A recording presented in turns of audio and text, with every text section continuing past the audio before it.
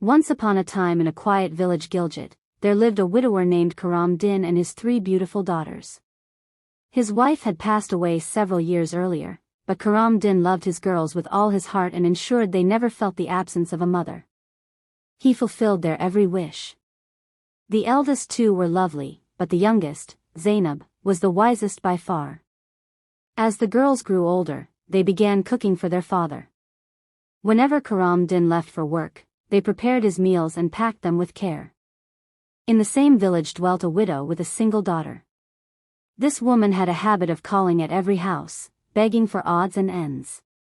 Whenever the sisters cooked for their father, she would turn up asking for hot coals. Zainab disliked her intensely and would whisper to her sisters, "Why does this woman keep coming? She's no good." The elder sisters soothed her, "She's a poor widow, Zainab. Lending a few coals costs us nothing." Zainab fell silent but muttered, "Mark my words, she'll bring trouble one day." The routine continued. The widow came daily for coals and, seizing her chance, secretly stirred ashes into Karam Din's food. When he tasted the ruin, he thought his young daughters had simply made a mistake. He adored them too much to scold. One day he resolved to watch. Hiding, he saw the eldest washing rice in clean water, the middle one preparing curry, and Zainab scrubbing the pots. The meal looked perfect. Then the widow arrived. Zainab argued with her while the others urged peace. In a blink, the widow tipped ashes into the food and slipped away. Fury gripped Karam Din. Next day he summoned her. "How dare you spoil my meals?" he thundered. With theatrical flair she approached, stroking his chest. "I was only testing if you truly love your daughters, whether you'd blame them for ruined food. You're a fine man, you caught me straight away.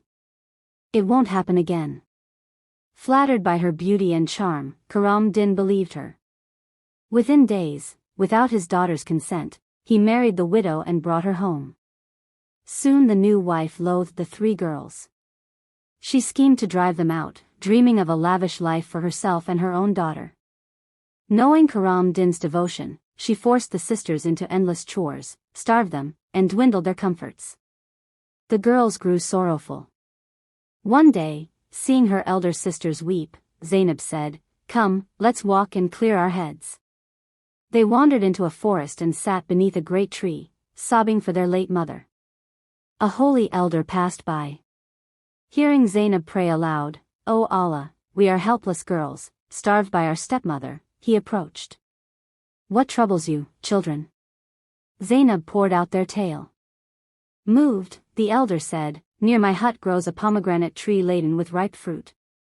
Help yourselves." Joyfully the sisters ate their fill, thanked him, and returned home. Thereafter, when denied food, they visited the tree daily.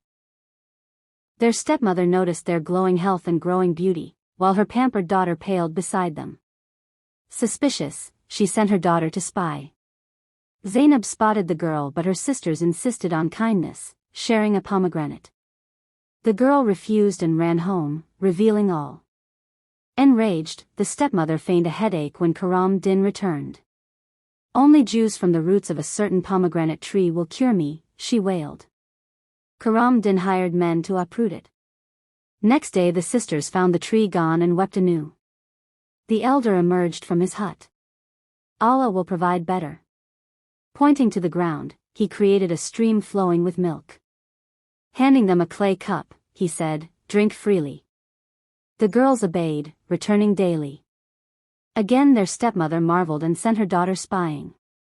Zainab urged caution, but kindness prevailed. They shared the milk. The girl reported back. Furious, the stepmother bribed men to raise the hut and fill the stream with earth. Finding everything destroyed, the sisters returned home hungry and heartbroken.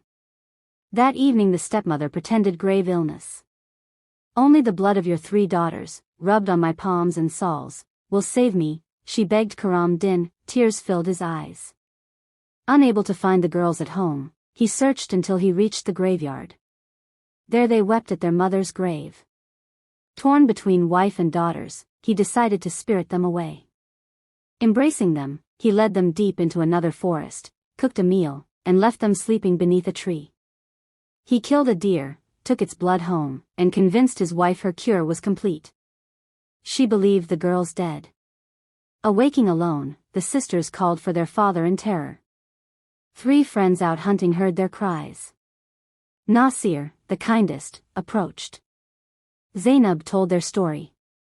The friends, moved, proposed marriage to give the girls a home. Zainab wed Nasir, the others his companions. Their houses stood nearby, and happiness returned. A year later Zainab bore a son. When the boy turned 2, Nasir yearned to hunt again. His friends declined, so he went alone, and vanished. Days became weeks, worry consumed Zainab. Her brothers-in-law searched but never returned. Grief struck anew. One evening, as Zainab rocked her son, a green-robed fakir knocked. "My husband is away," she said. "I'm famished," he replied. Reluctantly she fed him. With evil eyes he drew near. "Leave your child and marry me." Trembling, she refused. In rage he turned her into a bitch, leashed her, and dragged her away. Her son wailed. Her sisters rushed in but found only the child. 14 years passed. The boy, raised by his aunts, learned the truth at 16. Defying their pleas, he set off to find his family. Wandering, he reached a stony realm of rock buildings. An elder emerged. "This is a wicked magician's domain. He turns foes to stone or trees. Years ago a youth came, then 2 more, all transformed.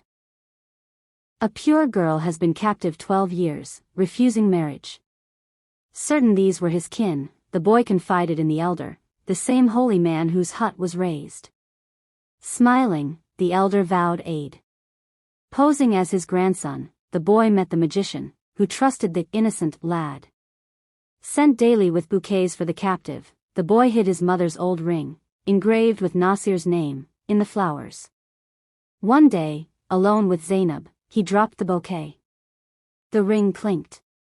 Recognizing it, she gazed at him, mother and son reunited in silence.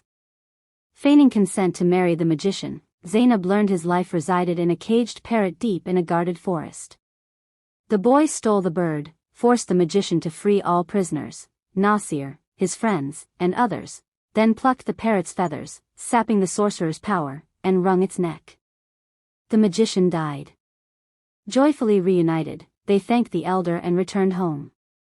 Karam Din, broken by remorse, wept to see his daughters safe. He confessed the stepmother's plots. The girls forgave him. He revealed she had perished of a foul disease.